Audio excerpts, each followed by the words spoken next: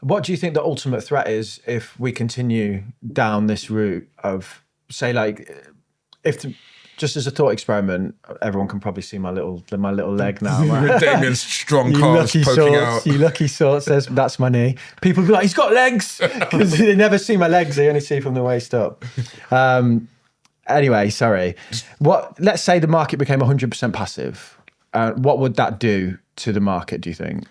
Well, what it would do is that I think there would be much more volatility. If, let's say, for some reason, for any reason, someone who held a big, let's say, some stake in one company had to get out of the company, there would be nobody who would be able to take the other side of that trade. Passive funds would have to buy the portfolio of all the companies together. So then we would see, for individual stocks, we would see much more volatility and more mispricing, essentially bigger deviations between prices and their fundamental value, whatever that is. Why would we see more volatility? Wouldn't we just see the S&P 500 on the day that the market became 100% would just stay as is forever?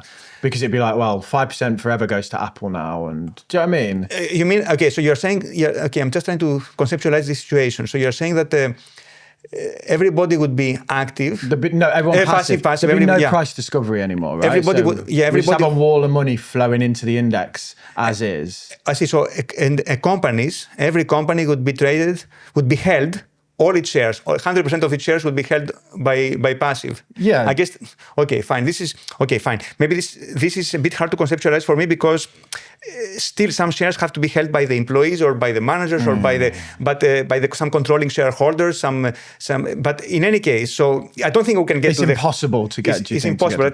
But theoretically, okay, let's think of it theoretically. It's interesting still to think through it. So if this could happen, then, okay, so prices would be completely uninformative because who is going to follow the companies and kind of see if, for example, the company has exciting future prospects? How is this going to be reflected into the price? Effectively, nobody would be trading these companies. Yeah.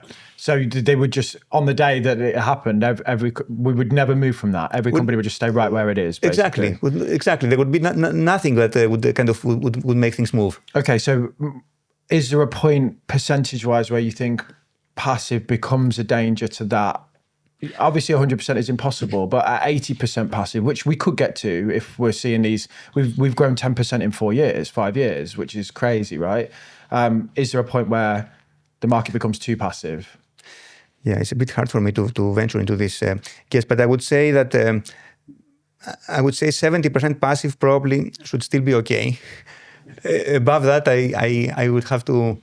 I think certainly 90. I think would be too much.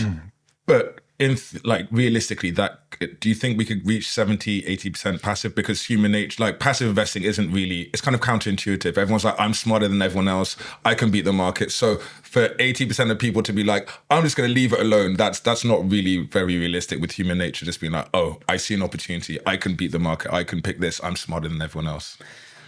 I think that, look, I mean, we have reached 60%. I think that you're right. I take your point about that kind of is human nature to invest in active. I don't know, but at the same time, we have seen kind of a lot of investing becomes more institutional. Kind of people invest more now through their pension funds. Pension funds kind of give them, and for good reason, they give them choices of kind of well-diversified portfolios. So I think we would see more growth. I think we can. I would see this kind of going to 70%. I could see that going. Yes, I mean it's the wall of money, and also as well, I would say that generationally, my parents are more likely to be active because they have this belief that there's people out there that are smarter than the market. But whereas my generation are more likely to be passive, and there's probably going to be a large amount of flows down to millennials and maybe younger through inheritances. So you might see a wall of money there shift. Because if I inherit their St. James's Place portfolio, I'm going to be like, well, I'll rip that out and put it into the Vanguard fund, and so you might see those kind of shifts as well through the generations. I think so.